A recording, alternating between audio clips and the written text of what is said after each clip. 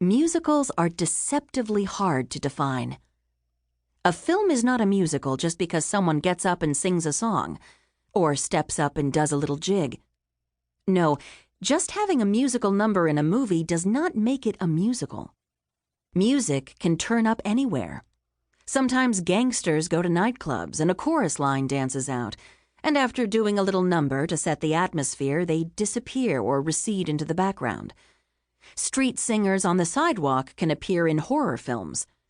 Marching troops in a combat movie can be singing "Over There." All through the 1941 version of the Western Billy the Kid, a character named Pedro plays his guitar and sings.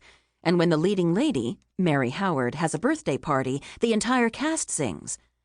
In Captains Courageous, 1937, in which Spencer Tracy inexplicably plays a Portuguese fisherman, and even more inexplicably wins an Oscar for it, Tracy sings. The idea is that all Portuguese fishermen would naturally sing because they're Portuguese. Or maybe because they're fishermen, since the whole crew sings shanties while they chop and prepare bait. Their boat is a musical universe, except that the film is not a musical, and neither is Billy the Kid. These films are using songs, but are not presenting music as performance. The musical moments are supposed to be about natural behavior, and as such, they are additions to a level of realism or believability that an audience can recognize. If it's someone's birthday party, we sing happy birthday, right? Seamen sing shanties, right? These are seemingly spontaneous musical presentations by characters. The movie is asking a viewer to accept them as real behavior, not musical movie behavior. Spontaneous musical presentation can be stretched pretty far in movies, particularly if a star associated with singing does it. Songs can appear out of the blue.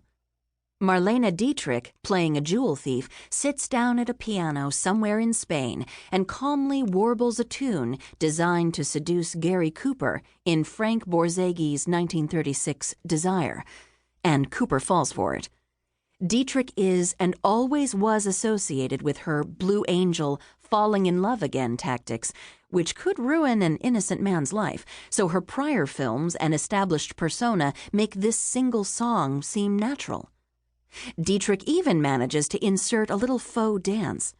She wears an off-the-shoulder black gown adorned by thin feathers sewn to stand up around her arms. These feathers are set in motion by her hands moving across the piano keys. The feathers do a little hula, sinuously waving at Cooper as if they were tiny fingers beckoning him near. When Dietrich shifts her mood and suddenly begins to play her song at a faster pace, turning it into a jaunty little flirtation, the feathers speed up too. They pep up into a saucy little tap number. Dietrich sings, but also manages to dance through fashion, without ever getting up off the piano bench. Dietrich could pull off musical numbers motivated by fashion excuses like no one else.